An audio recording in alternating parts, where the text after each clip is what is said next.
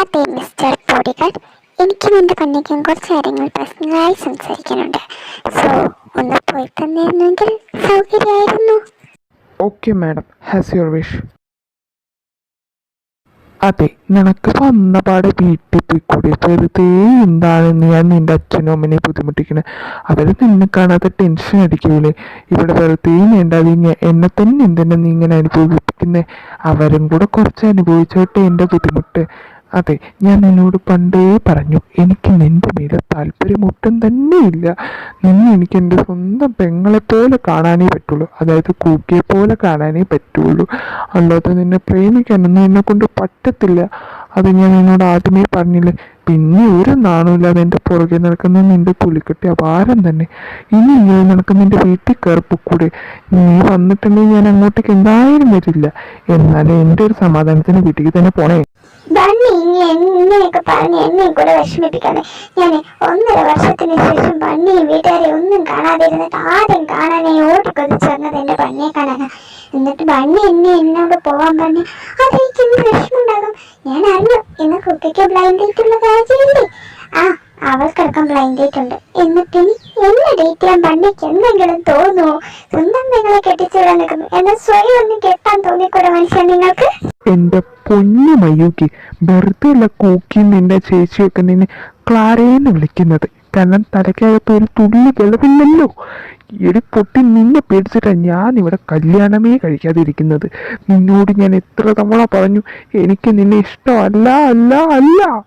പക്ഷെ എനിക്ക് തന്നെ ഇഷ്ടമാണ്. ഈ ഭൂമി, ഈ പ്രപഞ്ചം എപ്പോട്ട് അവസാനിക്കൂ, ഈ ലോകം എപ്പോട്ട് അവസാനിക്കൂ, അത്ര എനിക്ക് എന്റെ ബണ്ണി ഇഷ്ടം.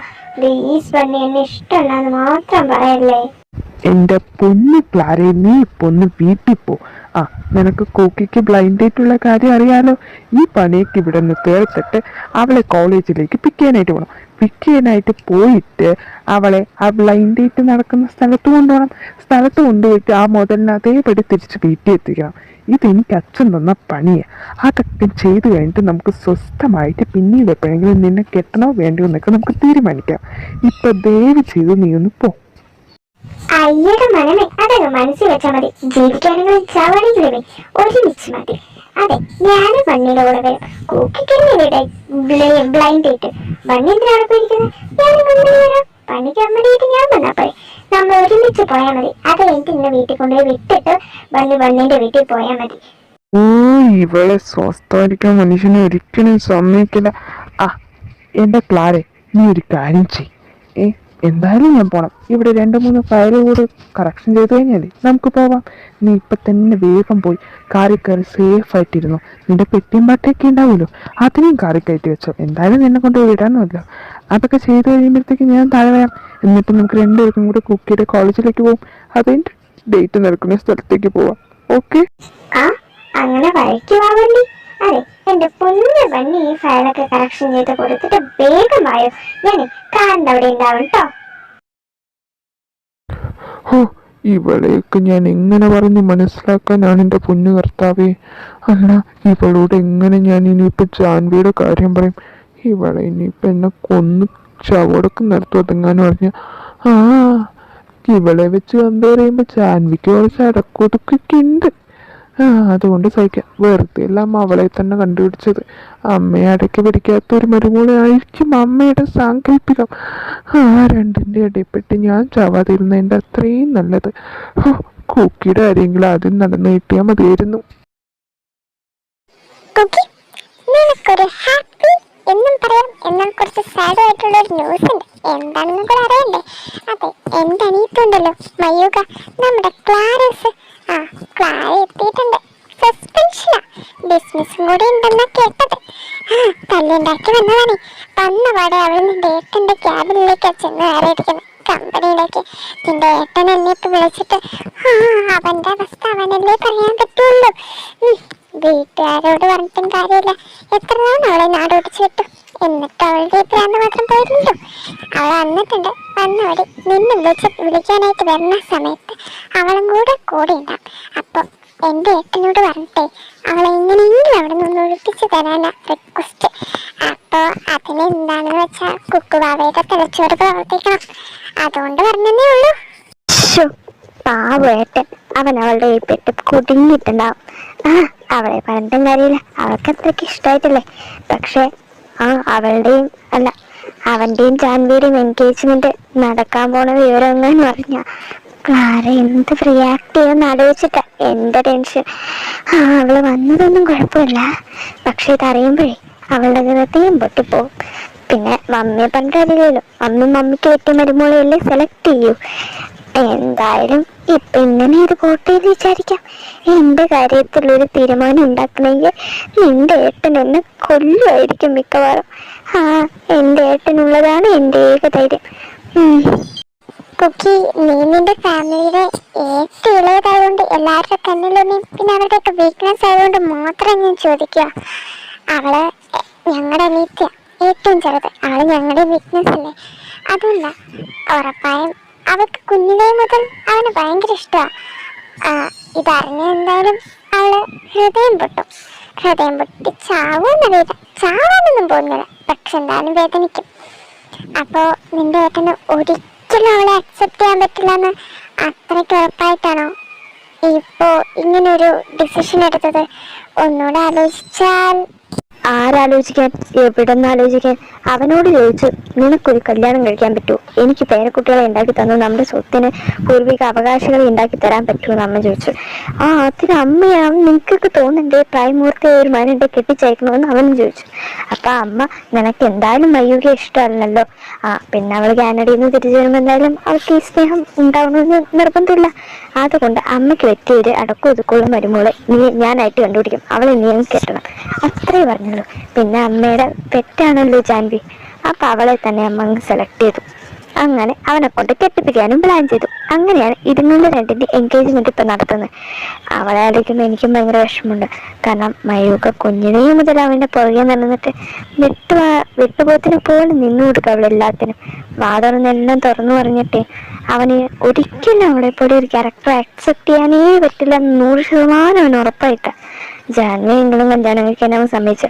അതുകൊണ്ട് ഈ മാറ്റർ ഇടപെടരുത് എന്ന് എനിക്ക് നല്ല പ്രഷറുണ്ട്. സോ എന്നെ ഇനിയിപ്പൊ ഞാനായിട്ട് നിന്റെ ഉള്ള സ്വസ്ഥത കൂടി കളയുന്നുള്ളേ. എന്തായാലും എന്റെ കൊച്ച് കെട്ടാൻ തീരുമാനിച്ചല്ലോ. ഇനിയിപ്പൊ നീ പറഞ്ഞ പോലെ ഏട്ടന്റെ ക്യാബിനിൽ അങ്ങനെയൊക്കെ സംഭവിച്ചെങ്കിൽ, ഏട്ടനെയാണ് നീ ഏട്ടുന്നെങ്കിൽ നിന്റെ ജീവിതം കട്ടപ്പോകാം. അതിനു മുമ്പ് തന്നെ ഞാൻ വാണിംഗ് തരിക, അങ്ങേര് നിന്നെ പിഴിഞ്ഞെടുക്കും. അതനുഭവം കൊണ്ട് പറയുന്നത്. അത് കേട്ടാ നിനക്ക് കൊള്ളാം, കേട്ടില്ലെങ്കിൽ നീ കൊള്ളേണ്ടി വരും. വിട്ടുപോത്തെ, നീ ഇല്ലേ ഇങ്ങനെ എടുത്തു ചാടിയുള്ള നിന്റെ റിയാക്ഷൻസ് ഇപ്പോൾ അവസാനിപ്പിക്കണം. ഞാൻ എന്തായാലും നമുക്ക് പോകുന്ന വഴിക്കൊന്നും ചെയ്യാൻ പറ്റില്ല. പോയി അവിടെ എത്തി അവളെ തിരിച്ചു കൊണ്ടുവരണ്ടേ? ആ ഒരു സമയത്ത് കുക്കിയും നീയും നിന്റെ കാറിൽ അവളെ വീട്ടിൽ കൊണ്ടുപോയി വിട്ടാൽ മതി. ആ ഒരു സമയത്തിനുള്ളിൽ നീ അവളെ ഇഷ്ടമാണെന്നുള്ള കാര്യം അങ്ങ് തുറന്നു പറയണം. പിന്നെ വളയ്ക്കേണ്ടതൊക്കെ നിന്റെ ഉത്തരവാദിത്തം. എനിക്ക് ഇത്രയൊക്കെ ചെയ്തു തരാൻ പറ്റൂ. അവനാണെങ്കിൽ ഭയങ്കര ഇടയിലാണെന്ന് നിനക്കറിയാലോ. അവൻ്റെ ഒരെണ്ണം കിട്ടിയാൽ നീ ഇവിടെ കിടക്കേണ്ടി വരും. പിന്നെ എനിക്ക് പറയാനുള്ളത് ഒരൊറ്റ കാര്യമുള്ളൂ, അവളെക്കുറിച്ച് ആ ഡേറ്റ് നടക്കുമ്പോൾ പൊക്കി അടിക്കണം. അവൻ്റെ അടുത്തും അവളോട് വളരെയധികം മാന്യമായി സംസാരിക്കണം. പ്രത്യേകിച്ച് ആ ഡേറ്റ് ചെയ്യാനായിട്ട് വരുന്ന ആ കോന്തൻ്റെ അടുത്തും കൂടെ അവളെ കുറിച്ച് പൊക്കി അടിക്കണം. അവർക്ക് തോന്നുമ്പോൾ നല്ല ബ്രൈറ്റ് ആയിട്ട് ഒരു സ്റ്റുഡൻ്റ് ആണ് കുക്കിയെന്ന് നീ അവളെക്കുറിച്ച് അഭിമാനപൂർവ്വം പറയുന്ന പോലെ വേണം തോന്നാൻ. അത് കഴിഞ്ഞിട്ട് നീ അവളെ ഇഷ്ടമാണെന്നൊക്കെ ആറി വെച്ച് പറഞ്ഞാൽ മതി. അവളുടെ ഏട്ടൻ്റെ മുമ്പിൽ വെച്ച് മാത്രം ദയവ് ചെയ്ത് പറയരുത്. പറഞ്ഞാൽ എൻ്റെ കാര്യത്തിലും നിന്റെ കാര്യത്തിലൊക്കെ ഒരു തീരുമാനം പിന്നെ യോജിച്ച്. ഓക്കെ അളിയ, നീ പറഞ്ഞ പോലെ എല്ലാ കാര്യങ്ങളും ചെയ്യാം. പക്ഷേ അവളെ കുറിച്ച് പറയാൻ മാത്രമില്ലേ, എന്ത് സ്വഭാവ ഗുണമാണ് അവൾക്കുള്ളത് പൊക്കാനായിട്ട്? പോലും അറിയാതെ ആണോടാ പൊട്ടാ നീ അവളുടെ പുറകെ 10-12 വർഷമായിട്ട് വൺ സൈഡ് ലവ് കൊണ്ട് നടന്നത്? എവിടെ നിന്നൊക്കെയാണ് വരുന്നത്? അതൊക്കെ ഞാൻ ഒരാഴ്ച യോജിയുടെ പുറകെ നടന്നുള്ളൂ. അവളുടെ എല്ലാ സ്വഭാവവും മനസ്സിലാക്കി, എന്നിട്ട് നൈസായി പോയി പ്രപ്പോസ് ചെയ്തു. അവൾ തേച്ചു. അപ്പൊ ഞാൻ പിന്നെ ഒന്നുകൂടെ ട്രൈ ചെയ്തു. അയ്യോ, നിന്റെ അത്രയ്ക്ക് അങ്ങോട്ടേക്ക് തൊലിക്കെട്ട് എനിക്കില്ലടാ. പിന്നെ നീ പറഞ്ഞില്ലേ യൂജിയുടെ ഏട്ടനായ എൻ്റെ അടുത്ത് വന്ന് അവളെ വളച്ചിരുന്ന് കെഞ്ചി പറഞ്ഞ് അവളുടെ ഫോൺ നമ്പർ എൻ്റെ ഫോണിൽ നിന്ന് ഞാൻ അറിയാതെ അടിച്ചു മാറ്റി എല്ലാ സാധനങ്ങളും ചോർത്തി എൻ്റെ പെർമിഷൻ ഇല്ലാതെ എൻ്റെ പേരും പറഞ്ഞ് എൻ്റെ പെങ്ങളെ വളച്ചിട്ട് അവസാനം എന്നെ കൊണ്ടുവന്നിട്ട് നീയാണ് പ്രേമിക്കാൻ പറഞ്ഞതെന്നും പറഞ്ഞിട്ട് എല്ലാ കാര്യങ്ങളും എൻ്റെ തലയിലിട്ട് എൻ്റെ പെങ്ങളെ വളച്ച് നടക്കുന്ന നിൻ്റെ അത്രയും തൊലിക്കെട്ട് എനിക്കില്ല. കാരണമേ എനിക്ക് അഭിമാനമുണ്ട്. അല്ലാതെ എൻ്റെ പെങ്ങളെ തന്നെ നീ വളയ്ക്കൂലല്ലോ.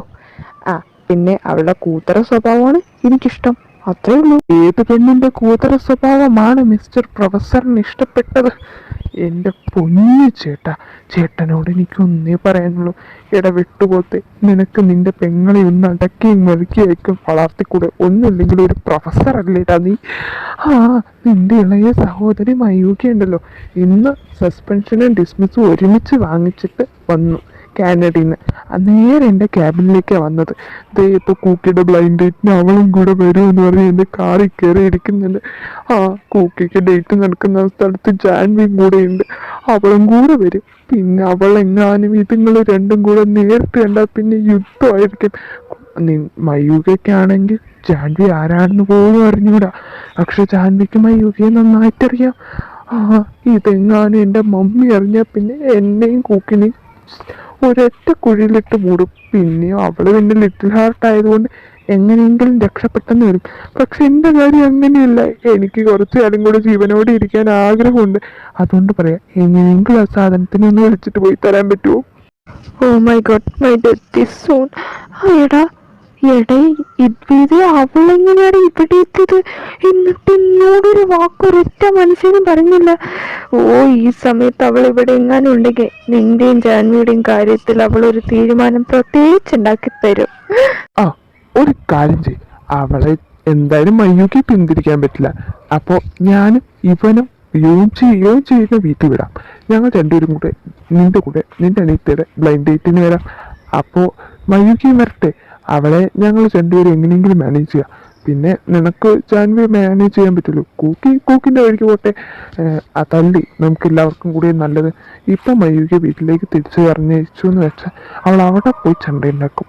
പിന്നെ നിന്റെ മമ്മിയുടെ വായിലിരിപ്പ് അത്ര മോശമായുള്ളത്, പക്ഷെ നല്ലതായത് കൊണ്ട് എല്ലാ സത്യങ്ങളും അവൾ വേഗം അറിയുമ്പോൾ പിന്നെ നിന്നെയും കൊന്ന് സെൻട്രൽ ജോലി പോകുമ്പോഴും അവൾക്ക് യാതൊരു മടിയും ഉണ്ടാവില്ല.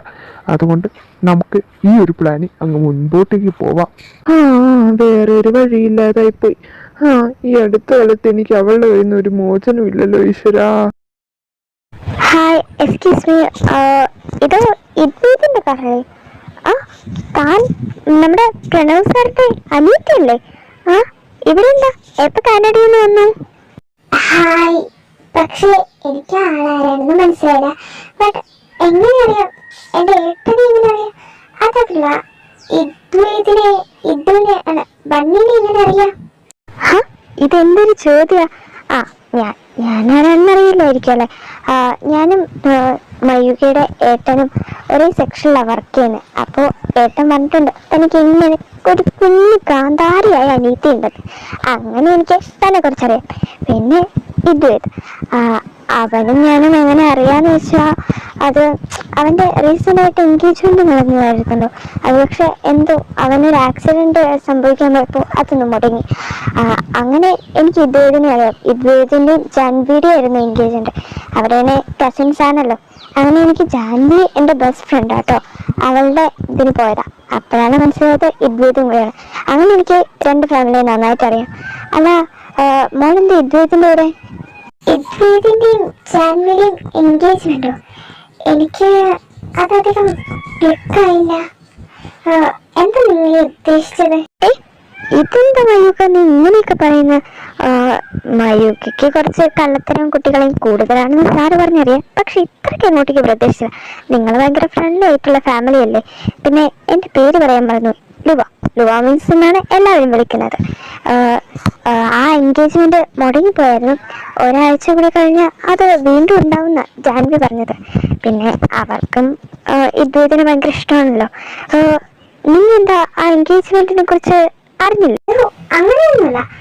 എനിക്കറിയാം ജാൻവിയുടെയും ഇദ്വൈതിന്റെയും എൻഗേജ്മെന്റിനെ കുറിച്ച്. അന്ന് കാനഡയിലെ എക്സാം ടൈം ആണല്ലോ, അപ്പോ ലീവ് കിട്ടില്ല. അതുകൊണ്ടാ വരാൻ പറ്റാത്തത്. ഇപ്പൊ എന്തായാലും കിട്ടിയല്ലോ. അവരുടെ എൻഗേജ്മെന്റിനെങ്കിലും കൂടിയിട്ട് പോവാം. എനിക്ക് കുറച്ച് തിരക്കുണ്ടല്ലോ അമ്മ. ഞാൻ ഏട്ടൻ്റെ അടുത്തൊന്ന് പോയിട്ട് വീട്ടിൽ പോയിട്ടില്ല. അപ്പൊ ഏട്ടൻ്റെ അടുത്ത് നേരെ വീട്ടിലേക്കൊന്ന് കൊണ്ടുവരാൻ പറയട്ടെ പ്ലീസ്. ഈ ലൂമിസ് എന്തൊക്കെയാ പറയുന്നത്? പണിയും ജാൻവി എൻഗേജ്മെന്റ് ചെയ്യും കേട്ടപ്പോ ഞാൻ തന്നെ ഞെട്ടിപ്പോയി. ഇനിയിപ്പോ എന്തായാലും ഇവരോട് ചോദിച്ചിട്ട് വരില്ല. ഇവരാണെങ്കിൽ ഞാൻ ചോദിക്കുന്നതിന് ഉത്തരം പറയില്ല. പണ്ടിട്ട് ഇൻസ്റ്റഗ്രാം നോക്കിയാലോ? ഞാൻ എല്ലാ ദിവസവും ചെക്ക് ചെയ്യുന്നതല്ലേ, എന്നിട്ടൊന്നുമില്ലല്ലോ. ജാൻവിയുടെ ഇൻസ്റ്റഗ്രാമിൽ പോയി നോക്കാം. അതിനെന്തായാലും അവള് പോസ്റ്റ് ചെയ്യാതിരിക്കില്ല.